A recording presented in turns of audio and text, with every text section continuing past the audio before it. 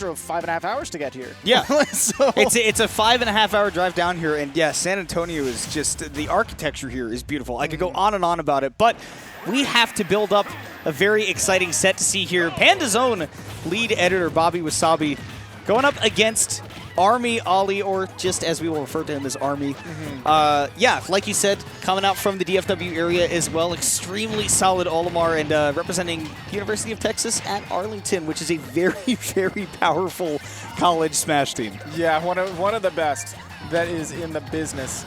Army is one of the best in Texas, one of the players who you might sleep on if you've only been looking at recent results, maybe here and there, but you can see by the gameplay definitely staying on top of things. But a player who doesn't show up to very much, but always stays fresh. Yeah, he's definitely that kind of guy, right? Where he has a love for the game. He's always going to find his way back, and you can see he's definitely rather familiar with what to do, especially even in a matchup that is a little bit less common than most you would expect. But we got a couple of good villagers up in Dallas, and I know that Bobby I talked to him before earlier, and he said he's very confident in this matchup too, but it's also been dealing with a couple of issues today. So he said he's not playing at 100%, but he's still looking pretty nice up against Army right now. I mean, on staff and playing gotta always be difficult, but you know, when you are a player and you're playing, you're always on the clock, right? Yeah. Army's got a little bit behind him as well, but a clean stock lead, both at heavy percents, but you know,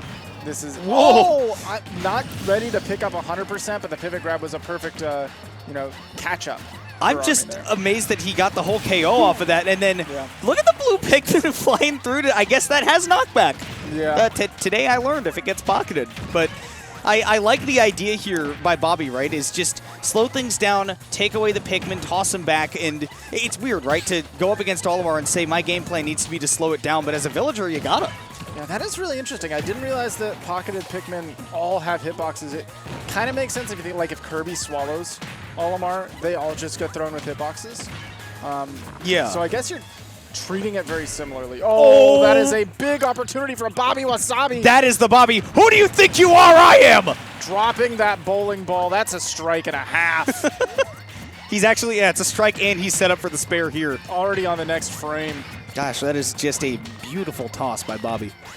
And now it's sitting at, you know, not a healthy percent, but not necessarily one where Army and Olimar is going to outright kill him. He might be able to do that in return, though, because he has a purple Pikmin pocketed. He does, and he also has tree set up. Axe is available.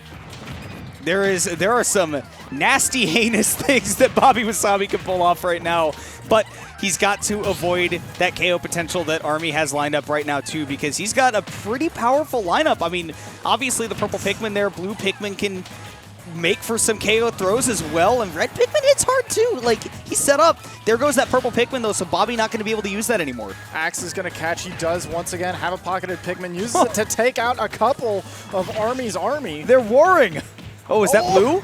That is blue. It was hard to tell with the separation of Pikmin and Olimar between the tree, but there was no separation of command from the team. It is the most fitting name that I can think of for Army to have, because he really is just commanding an army out there. He truly is. That is Captain Olimar. He's commanding his fleet.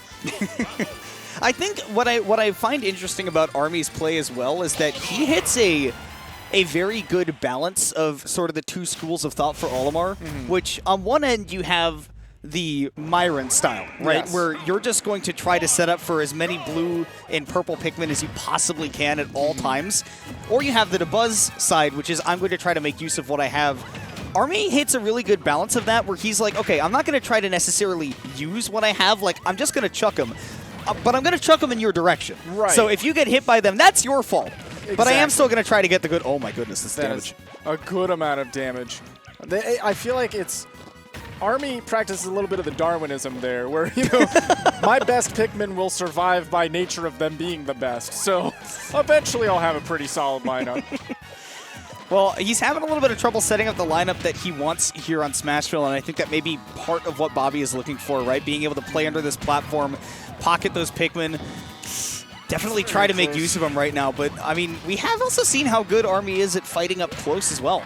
Yeah, he's a little bit of a scrapper, and you saw by the back throw there. Oh, not sure what happened to Bobby there, but he doesn't either. Yeah, I think a directional air dodge maybe just put him in a spot where he could not recover. That's those high bottom blast zones of Smashville that'll come into play sometimes where your margin of error is a little bit lower for those kinds of scenarios. And now, once again, BobbyWasabi having to fight from a bit of a deficit. Yeah, can't let that get to you too much. I know Villager, with a character who naturally has a slower game plan, that can eat at you if you're not mentally extremely strong here. But it looks like he is sticking to the game plan, not getting too antsy about that, and still doing a good job of maintaining this position that he's built for himself here. I think what's so interesting about Bobby is that he sets up for those positions, and then he's very deliberate about every move he makes. You can see with that up air, obviously, triple turnip's going to do a lot of damage no matter who you're going up against. He was talking about that specifically in this matchup, too. He was like, hey, I don't mind fighting Olimar. If my triple turnip hits him at like 80%, he's gone. And that's like exactly what happened. But look at Army building up 80% in the blink of an eye. Absolutely. The little jab lock, extra damage off of the smash. And trying to mask with the explosion to get the jab pressure, but Army staying aggressive off stage despite everything. Seeing a very comfortable percent, clean stock lead. It's been all gameplay. And now he's got the 2 purples. Oh, yeah, he's got, well, it's down to 1. Now. And again, that goes down to Bobby being pretty deliberate, right? That he's throwing out a lot of projectiles, not just to have him out there, but that he's like, I do want to take care of this purple Pikmin that's out here causing problems for me. And he can do some damage too, with the, even if he's not, connecting on Olimar with the Lloyd, even if he blocks, that'll take out some of the Pikmin. And Bobby's taking a lot of chip damage from these Pikmin as well, though, and you can see having a whole lot of trouble reconciling with that right now at 50 already, and Army's got a whole lot more ready for him, too. Oh, my goodness! And that got the KO, too! I thought there might be an opportunity to tech, but no, Army was all over him, and that is a 2-0 victory for the DFW Olimar. Looking insanely strong. Both players really had an arsenal that they were tossing at each other and had a lot to keep tabs on in order to stay on top of things. But Army doing what he does best, of course.